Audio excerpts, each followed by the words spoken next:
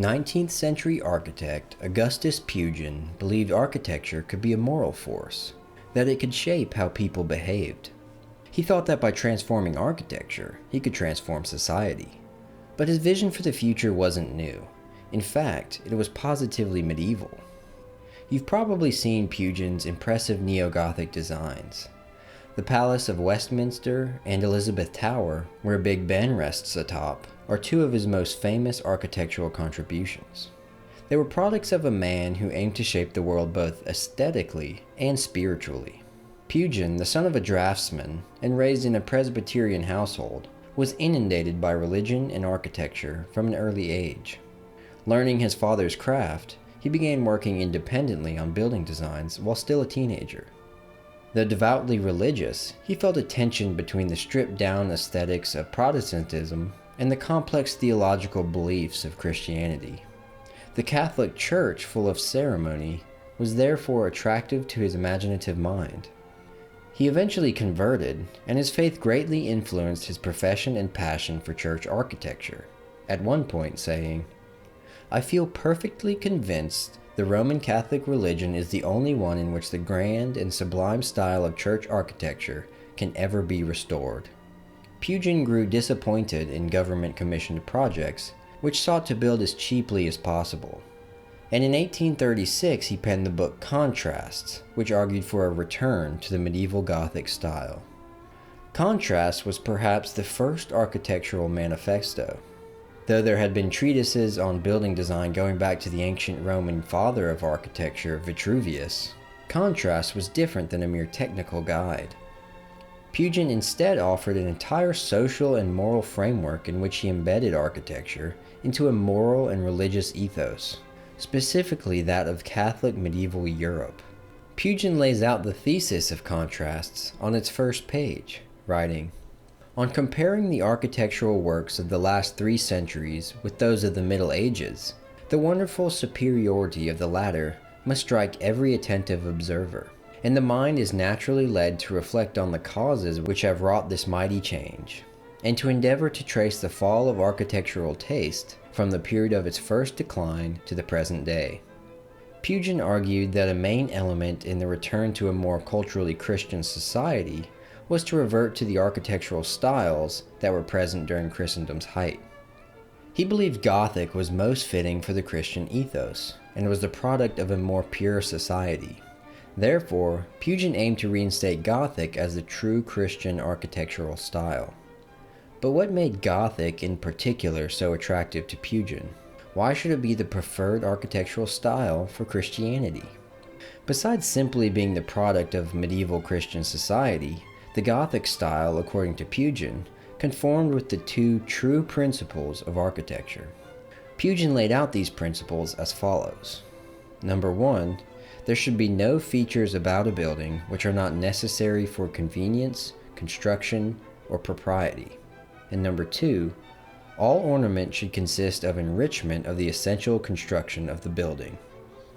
Contrast was not only a manifesto, but a propaganda piece for the Gothic style. In it, Pugin compared and contrasted competing styles versus his preferred Gothic style, often showing the others in poor angles or lighting to make the Gothic a clear favorite for his readers. Pugin took the architectural fight to the streets too. Not merely a proponent, he was one of the most eminent Gothic architects of the time, designing 22 churches, 3 cathedrals, 3 convents, half a dozen houses, several schools, and a Cistercian monastery, all by the time he was 30. His volume of drawings, examples of Gothic architecture, became the standard reference text for Gothic revivalists over the next century. Pugin was an architectural crusader who left his imprint on the cityscapes of England. Pugin's ultimate goal was a return to the faith and the social structures of the Middle Ages. Architecture and faith were intrinsically linked. By reforming society's architecture, society itself would be transformed spiritually. He saw how the poor were being treated during his own time, beaten, half-starved, and sent off after death for dissection in panopticon workhouses, and contrasted this with medieval monasteries, where the needy were cared for and the dead given a decent burial. He believed the contrast in behavior between his own society and medieval society was due in part to a difference in worldview that was influenced by one's surroundings. Modern architecture and the worldview that accompanied it was utilitarian, while the medieval architecture and worldview was fundamentally Christian. Function followed form, according to Pugin, so changing the form of a culture, its buildings and cities, was the first step in changing how people treated each other. Pugin even envisioned a return to medieval building methods. He urged modern craftsmen to emulate the style and techniques of medieval stonemasons. A complete overhaul of the mechanized worldview was needed to change culture. Pugin's architectural movement surprisingly gained momentum. Though his romanticized view of the Middle Ages was not necessarily widely supported, many were forced to rethink just how much the structure and methods of the modern world was influencing how people behaved and what they believed. His work highlighting the conditions of the poor in particular struck a chord with contemporaries. The workhouses were seen as a near universal stain on the Victorian conscience, and architects viewed Pugin's work as a call to arms. For example, notable polymath John Ruskin agreed with Pugin. He believed Gothic buildings were superior because of the sacrifice of the stonemasons in intricately carving each stone. Medieval craftsmen enjoyed physical and spiritual satisfaction from their work that was lost to modern builders. Ruskin consequently became a strong advocate for Gothic architecture, picking up where his predecessor left off. His work, The Seven Lamps of Architecture, an essay that summarized the Gothic Revival movement's principles, became a success. Published in 1849, the work dedicated a chapter to each of the seven lamps, or foundational principles that he believed constituted good architecture. The seven lamps were: Number 1, sacrifice, the dedication of man's work to God, the highest good, as a visible proof of man's love and obedience. Number 2, truth, meaning handcrafted and honest display of materials and structure. This involved the return of the medieval building methods mentioned earlier. Number 3, power. Buildings should be thought of in terms of their impact on the human mind. Number 4, beauty. Aspiration towards God expressed in ornamentation drawn from nature, his creation. Number 5, life. Buildings should be made by human hands, so that the joy of masons and stone carvers is associated with the expressive freedom given them. Number 6, memory. Buildings should respect the culture from which they have developed. And number 7, obedience.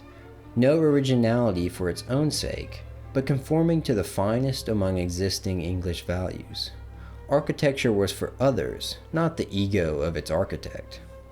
The only style that fulfilled all these principles, according to Ruskin, was Gothic, and in particular the Northern Gothic of England and France. He writes, "I have now no doubt that the only style proper for modern Northern work is the Northern Gothic of the 13th century." Both Pugin's and Ruskin's work continued to influence 19th century architecture for decades, and the Gothic Revival movement only began to fall out of style near the end of the century.